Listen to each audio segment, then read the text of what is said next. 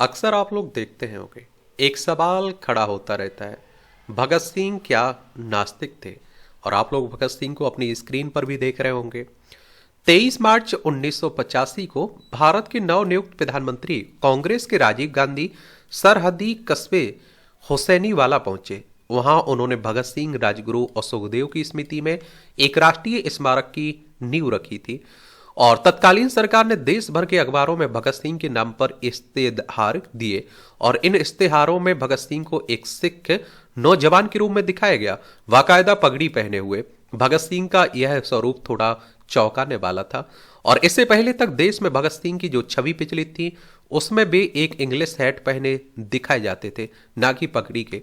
1928 में भगत सिंह ने स्वयं ही यह स्टूडियो पोर्ट्रेट खिंचवाया था, फोटो।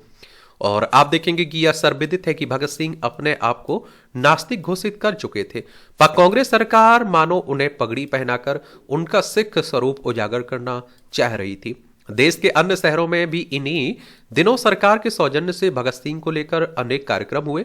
मुंबई में भगत सिंह के साथी शिव वर्मा ने एक कार्यक्रम में बताया था कि भगत सिंह जेल में सोवियत विचारधारा के हिमायती हो चुके थे और नास्तिक क्यों बने वो। इस कार्यक्रम के दौरान वर्मा ने कहा था कि अंग्रेजों ने भगत सिंह से संबंधित कागजात छुपा दिए थे ताकि लोगों को यह न पता चल सके कि भगत सिंह सोवियत यूनियन से कितना प्रभावित थे। और शिव वर्मा, जो सामान्यतः लखनऊ में रहते थे, सरकारी मदद से बंबई लाए गए थे और 81 साल की उम्र में उनका जिम्मा देशवासियों को भगत सिंह के नाम पर यह बताना था कि धर्म का सार्वजनिक जीवन में कोई स्थान नहीं है। और आप देखते हैं कि वर्मा ने भगत सिंह के लेख को पुनः विकासित किया था, मैं नास्तिक क्यों हूं। इस शीर्षक से 23 साल की उम्र में भगत सिंह ने अपने वरिष्ठ साथी भाई रणधीर सिंह को यह समझाने की कोशिश की थी कि देश और समाज को आगे बढ़ाने के लिए धर्म का रास्ता त्याग, विज्ञान का रास्ता अपनाना पड़ेगा। अचानक इस तरह भगत सिंह के नाम पर सरकार द्वारा चर्चा शुरू करने के पीछे भी एक घटना थी। कई सालों से पंजाब में चरमपंथी सक्रिय थे और सिख धर्म के नाम पर नया राज्य बनाने की मांग कर रहे थे। और सिख किसी से डरता नहीं है और अपना हक बंदूक के दम पर लेना जानता है। इस विचार को लेकर हरमंदिर साहब स्वर्ण मंदिर में कट्टरपंथियों ने अपना अड्डा जमा लिया था। वहां से अराजकता फैलाने का काम चल रहा था, अपने अपने मतलब के लिए याद आए।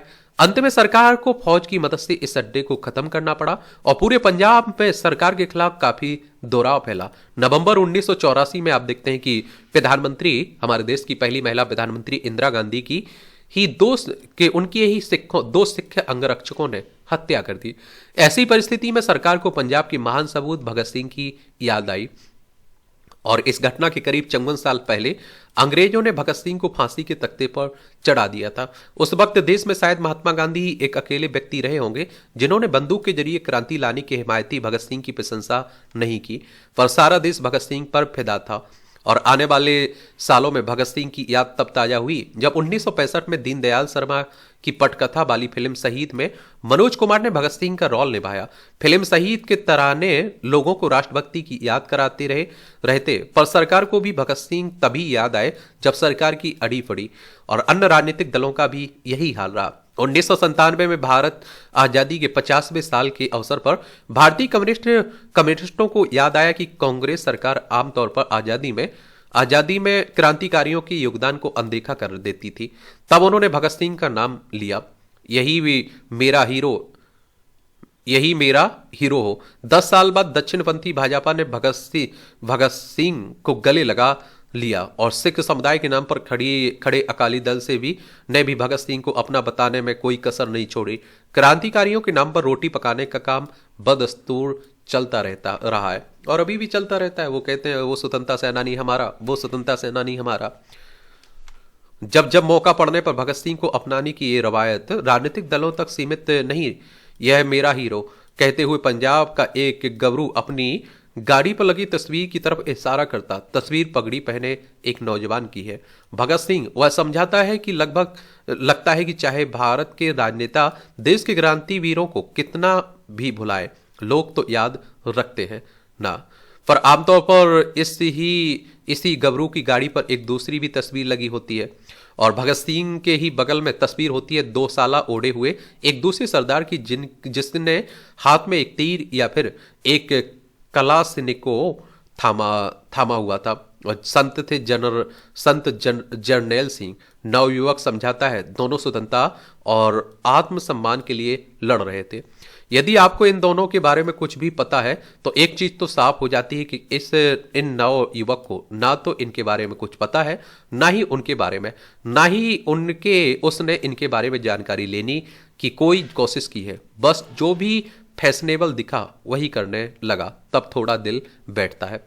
यह नौजवान नाहक फोटो लगाए घूम रहा है, क्योंकि जहां भगत सिंह देश के सुदृढ़ भविष्य के लिए अपनी जान निछावर करने को तैयार थे, वहीं जनरल सिंह अपना उल्लू सीधा करने के लिए हजारों की जान लेने पर आमादा था। इस नौजवान की वला से कुछ और ही बात। तो आप देखिए, भगत सिंह नास्तिक थे, ये तो आप लोग जानते हैं। अब आप कहोगे कि नास्तिक क्या होता है? वह व्यक्ति जो ईश्वर या किसी प्रकार की अलौकिक शक्ति में विश्वास नहीं करता है। यह शब्द संस्कृत के ना, नहीं और आस्तिक यानी कि ईश्वर में विश्वास रखने वाला से मिलकर बना है, जिसका अर्थ है जो आस्तिक नहीं। संक्षेप में नास्तिक वह है जो किसी भी देवता या धार्मिक सिद्धांत को नहीं मानता है। चलिए, और आप लोग क्या सोचते हैं? आप लोग बताइए अपनी राय। धन्यवाद।